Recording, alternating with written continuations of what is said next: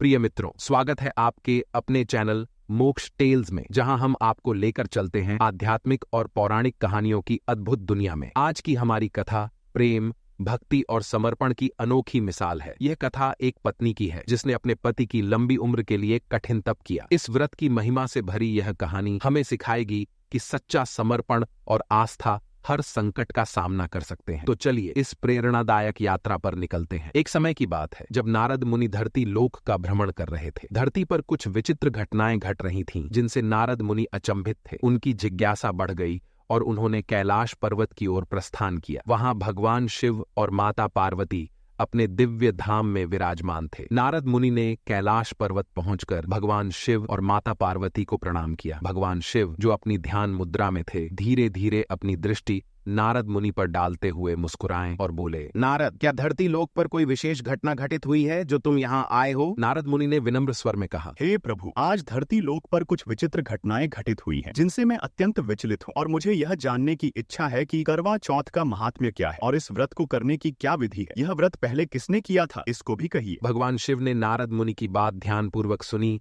और गहरी सांस लेते हुए बोले, नारद, तुम्हारा प्रश्न उचित है। करवा चौथ का व्रत सदियों से पतिव्रता स्त्रियों द्वारा अपने पति की दीर्घायु और कल्याण के लिए किया जाता है। इसके पीछे एक अद्भुत कथा है। उसी समय माता पार्वती, जो भगवान शिव के निकट खड़ी थीं, उन्होंने कहा, हे प्रभु, मुझे भी यह कथा सुनने की इच्छा है। भगवान शिव ने मुस्कुराते हुए कहा, हे महेश्वरी, सुनो, मैं तुम्हें सब विघ्न हारिणी करवा चौथ का व्रत कहता हूँ। मैं तुम्हें वीरवती की कथा सुनाता हूँ, जिसने अपने समर्पण से अपने पति के जीवन की रक्षा की। मध्य देश में एक अत्यंत रमणीय नगरी थी, जहां विद्वानों का बसेरा था। यह नगरी इतनी धन्य थी कि यहाँ चांदी, सोना और रत्नों का अपार भंडार था। इस नगर का सौंदर्य ऐसा था कि सुंदर स्त्रियां और पुरुष एक दूसरे को देखकर मोहित हो जाते थे। यहाँ निरंतर वेदों की ध्वनि गूंजती रहती थी। इस इंद्रप्रस्थपुर में वेद शर्मा नामक एक विद्वान ब्राह्मण निवास करते थे। उनकी पत्नी का नाम लीलावती था, जो सद्गुणों से परिपूर्ण थीं। वेद शर्मा और लीलावती के 7 तेजस्वी पुत्र थे और एक शुभ गुणों वाली कन्या वीरावती। जब वीरावती विवाह योग्य हुई तो वेद शर्मा ने एक योग्य ब्राह्मण के साथ उसका विवाह संपन्न कराया। वीरावती ने अपने पति के साथ और अपनी भाभियों के साथ मिलकर गौरी पूजा करने का निर्णय लिया। जब कार्तिक कृष्ण चतुर्थी की तिथि आई, तब वीरावती और उसकी भाभियां प्रेम पूर्वक संध्या समय वट वृक्ष के नीचे एकत्रित हुईं। उन्होंने वट वृक्ष को चुनकर उसके मूल में महेश्वर, गणेश और कार्तिकेय के साथ गौरी की पूजा की। इस पूजा में उन्होंने गंध, पुष्प और अक्षतों से गौरी मंत्र का उच्चारण करते हुए पूजा की। उन्होंने विनम्रता से प्रार्थना की, हे शर्वाणी शिवा, आप उन स्त्रियों को सौभाग्य और अच्छी संतान दे जो हर की प्यारी और तेरी भक्ति वाली हो। उन्होंने महादेव, गणेश और स्वामी कार्तिकेय की विधिपूर्वक पूजा की। धूप, दीप और पुष्प अक्षतों से उनके प्रति अपने श्रद्धा का प्रदर्शन किया। इस प्रकार वीरावती और उसकी भाभियों ने अपने पतियों की लंबी आयु और सुख समृद्धि के लिए व्रत का संकल्प लिया। वीरावती थी तो एक बालिका ही। वह भूख और प्यास के कारण अचेत होकर भूमि पर गिर पड़ी। उसकी यह अवस्था देखकर उसके 7 भाई चिंतित हो गए। कोई उसे हवा करने लगा तो कोई उसके मुख पर पानी छिड़कने लगा। वीरावती को होश में आता देख उसके सबसे छोटा भाई, जो अपनी बहन के प्रति गहरे प्रेम से भरा हुआ था, एक बड़े पेड़ पर चढ़ गया। उसने हाथ में जलती हुई मशाल पकड़ रखी थी। दूसरे भाई ने वीरावती को उस मशाल की तरफ इशारा करते हुए कहा, देखो बहन, चांद निकल आया है। वीरावती ने उस मशाल को चांद समझा और दुख भुलाकर विधिपूर्वक अर्घ्य अर्पित किया, फिर भावपूर्वक भोजन किया। वीरावती ने जब उस जलती मशाल को चांद समझकर अर्घ्य अर्पित किया और भोजन ग्रहण किया तो उसे थोड़ा सुकून मिला। भूख और प्यास से पीड़ित उसकी अवस्था अब कुछ बेहतर लगने लगी, किंतु उसकी इस नासमझी से अनजान वह यह नहीं जानती थी कि उसका व्रत अधूरा रह गया है। यह व्रत केवल दृढ़ संकल्प और पूर्ण समर्पण से ही फल देता है, और वह संकल्प टूट चुका था। उसकी भाभियां भी इस बात से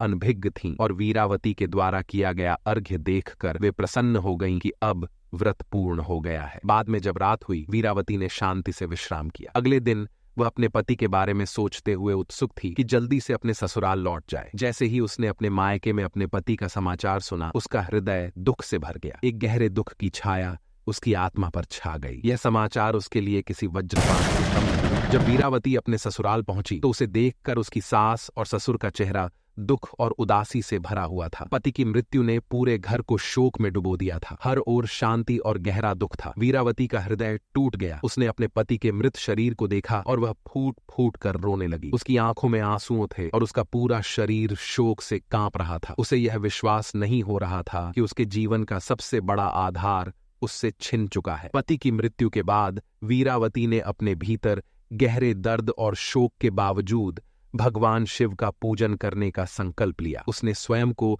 इस दोष से मुक्त करने का निश्चय किया जिससे उसके पति की मृत्यु हुई। उसने प्रतिज्ञा कि वह 1 वर्ष तक बिना अन्न ग्रहण किए भगवान शिव की उपासना करेगी और अपने इस दोष का निवारण करेगी। यह एक बहुत कठिन व्रत था, किंतु वीरावती ने इसे दृढ़ संकल्प के साथ प्रारंभ किया। हर दिन वह मंदिर जाकर भगवान शिव के चरणों में बैठकर प्रार्थना करती और उनके आशीर्वाद की याचना करती। उसने इस कठिन समय में भी अपनी श्रद्धा और विश्वास नहीं खोया। व्रत का 1 वर्ष पूर्ण हो गया। वीरावती की कठोर तपस्या और शिव भक्ति ने स्वर्ग लोक को भी प्रभावित किया। शची देवी, जो इंद्रदेव की पत्नी थीं, वीरावती की इस भक्ति से प्रभावित होकर स्वर्ग लोक से पृथ्वी पर आईं। वीरावती, जो अपने व्रत के पूरा होने पर भी दुखी थी, शची देवी के आगमन से अचंभित रह गई। शची देवी ने वीरावती से उसकी कठिनाइयों के बारे में पूछा। वीरावती ने नम्रता से सब कुछ बताया। वीरावती ने कहा, हे देवेश्वरी, मैं विवाह के बाद जब अपने पति के घर पहुंची तभी मेरा पति मर गया। मैं नहीं जानती कि मुझसे कौन सा पाप हुआ है जिसके फलस्वरूप मुझे यह दुखद जीवन जीना पड़ रहा है। क्या यह मेरी भूल थी? क्या यह मेरी अज्ञानता थी? क्या कोई ऐसा अपराध मुझसे हो गया है जिसके लिए मुझे यह कठोर दंड मिला है? वीरावती की आवाज धीरे धीरे टूट रही थी। उसकी आंखों से आंसू बह रहे थे। वह देवी शची से प्रार्थना करती हुई बोली, आज आप यहाँ पधारी हैं, निश्चित ही मेरे किसी पुण्य का उदय हुआ है। हे देवी, आपसे मेरी एक ही विनती है, कृपा करके मेरे पति को पुनः जीवित कर दें। मैं इस संसार में बिना उनके जीने की कल्पना भी नहीं कर सकती। उनके बिना मेरा जीवन निष्क्रिय हो चुका है। वीरावती का यह निवेदन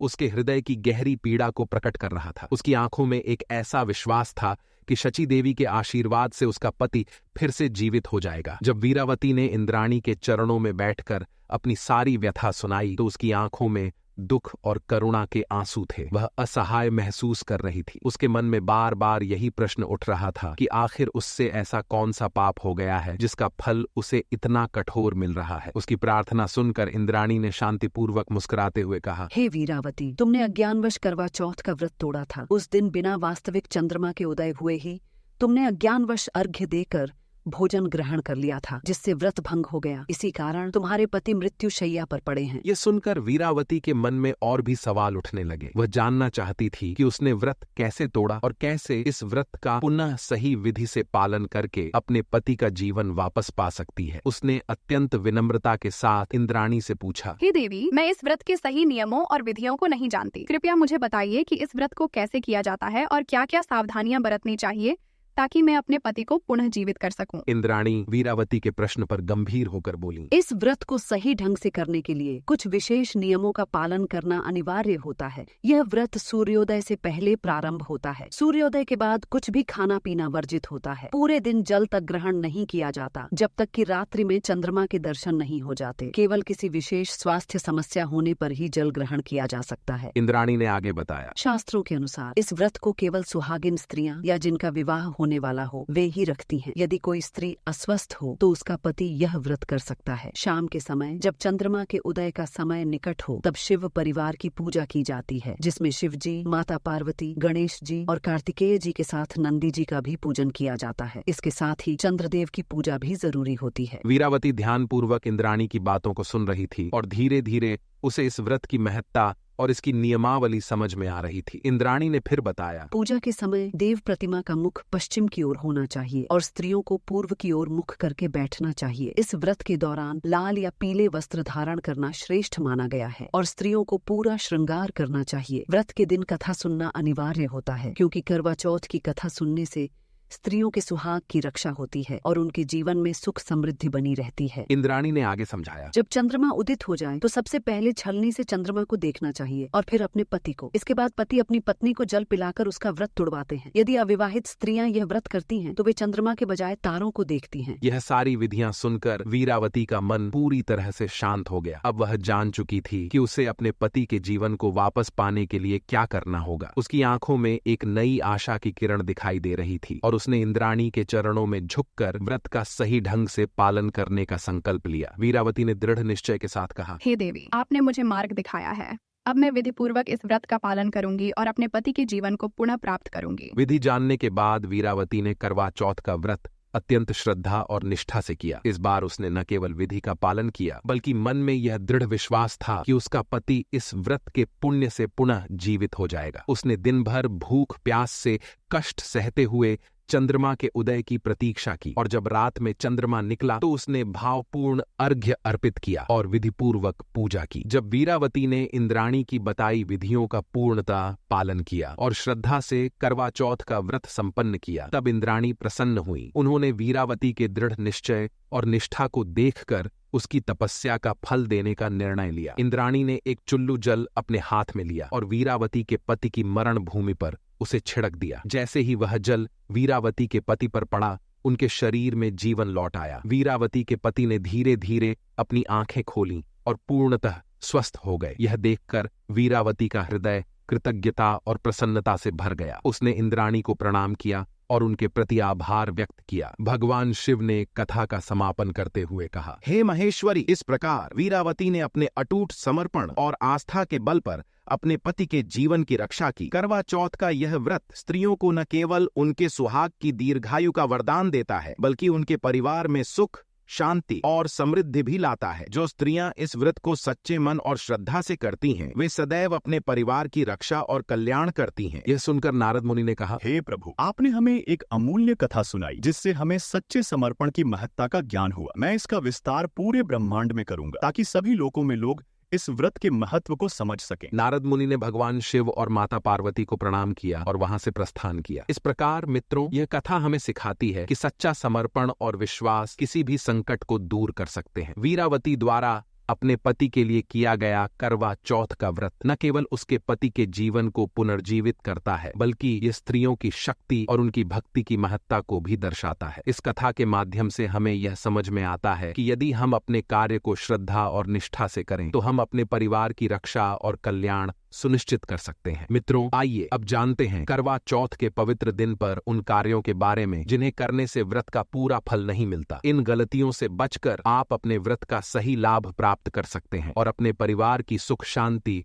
व कल्याण सुनिश्चित कर सकते हैं। मित्रों, आइए अब जानते हैं करवा चौथ के पवित्र दिन पर उन कार्यों के बारे में जिन्हें करने से व्रत का पूरा फल नहीं मिलता। इन गलतियों से बचकर आप अपने व्रत का सही लाभ प्राप्त कर सकते हैं और अपने परिवार की सुख शांति व कल्याण सुनिश्चित कर सकते हैं। करवा चौथ व्रत सूर्योदय के साथ ही प्रारंभ होता है, इसलिए इस दिन देर तक सोने से बचें। सुबह जल्दी उठकर स्नान करें और सर्गी का भोजन ग्रहण करें, जिसे सास अपनी बहू को शुभ रूप में प्रदान करती है। सर्गी से दिन भर की ऊर्जा मिलती है, जिससे आप व्रत के दौरान मानसिक और शारीरिक रूप से मजबूत रह सकें। इस दिन काले और भूरे रंग को शुभ नहीं माना जाता। हो सके तो लाल रंग के वस्त्र धारण करें, क्योंकि यह रंग प्रेम और सकारात्मकता का प्रतीक है। लाल रंग इस पावन व्रत के लिए अत्यंत मंगलकारी होता है। कुछ महिलाएं समय बिताने के लिए टीवी देखने या गपशप करने में अपना समय बिताती हैं, लेकिन करवा चौथ एक आस्था का दिन है। इस दिन भजन कीर्तन करना चाहिए ताकि आपकी मनोभावना